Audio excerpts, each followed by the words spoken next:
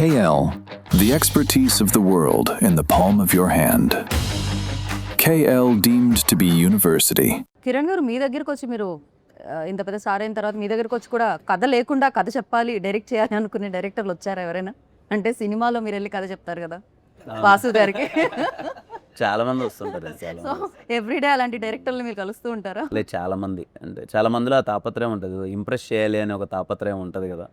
More than that originality కన్నా నేను ఏదో ఇంప్రెస్ చేసేయాలి ఇప్పుడు అనేది ఉంటుంది కదా, అది చాలా మందిలో ఉంటుంది. నాకు తెలిసి వాళ్ళందరూ ఇప్పుడు నివిల్ని ఎతుకుతూ ఉంటారేమో, కొంచెం మోటివేషన్ వచ్చి మేము కూడా కథని కరెక్ట్గా తీసుకొని వెళ్తాం అని చెప్పి.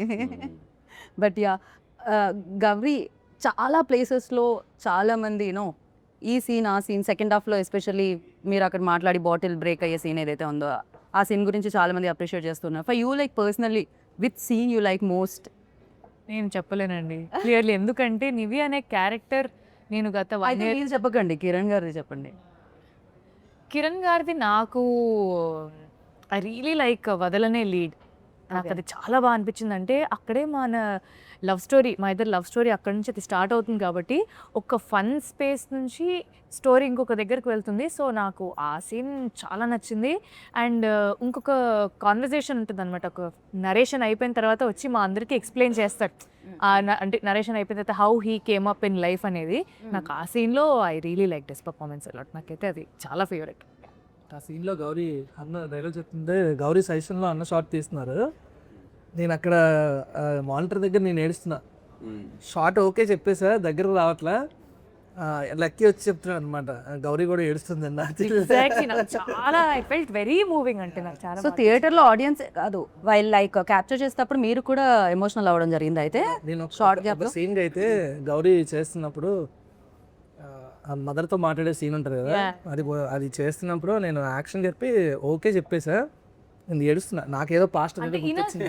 ఫాస్ట్ ఏం గుర్తొచ్చింది రవి గారు మీకు? ఏదో గుర్తొచ్చింది. అదే చెప్పేదో లేదో కూడా నాకు అర్థం కావట్లేదు. నేను ఇంకా అదే స్పేస్ లో ఉన్నా. చెప్పాను లేదు, నేను చెప్తున్నా, కట్ చెప్పి ఇలా ఏడుస్తున్నా. వెనక నుంచి ఒక పర్సన్ ఎవరు వచ్చి నాకు ఓదార్స్తున్నారు. అది చూస్తే గౌరీ అనమాట. అక్కడ ఉండేది ఇక్కడికి వచ్చింది, ఎప్పుడు వచ్చిందో కూడా నాకు తెలియదు. కానీ నిజంగా చాలా మంది ఆస్పైరింగ్ డైరెక్టర్స్ కి చాలా బాగా కనెక్ట్ అయి ఉంటుంది ఆ సీన్ అయితే. ఎంత మంది ఆపర్చునిటీస్ కోసం ఇక్కడ వెతుకుతూ ఉంటారు. నాకు తెలిసి ఎస్కేఎన్ గారు హిట్ల మీద హిట్లు ఇవ్వగానే ఎంతమంది ఆఫీస్ తిరుగుంటారు. Sorry for interruption. మెసేజ్ వస్తే కంటిన్యూగా వస్తుంటే చూసా. జనరల్గా 3 days నిన్న సండే మార్నింగ్ షో చాలా బాగుంటాయి. ఎందుకంటే 3 days ఒక సూపర్ కలెక్షన్ వచ్చాక మండే కొంచెం డ్రాప్ ఉంటుంది. నిన్న ఉన్న కలెక్షన్లో ఈరోజు 90% ఉంది.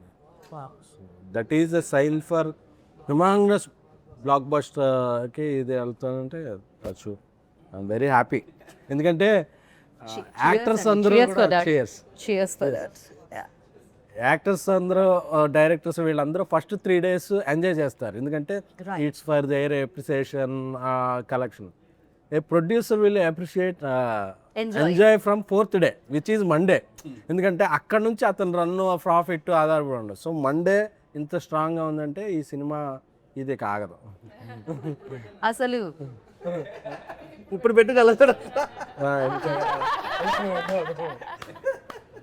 ఇది చాలా బాగుంది, క్రేజీ. అసలు ప్రొడ్యూసర్ హ్యాపీగా ఉంటే అందరూ హ్యాపీగా ఉంటారు, ఇండస్ట్రీ హ్యాపీగా ఉంటుంది అనమాట. మీరు హ్యాపీ.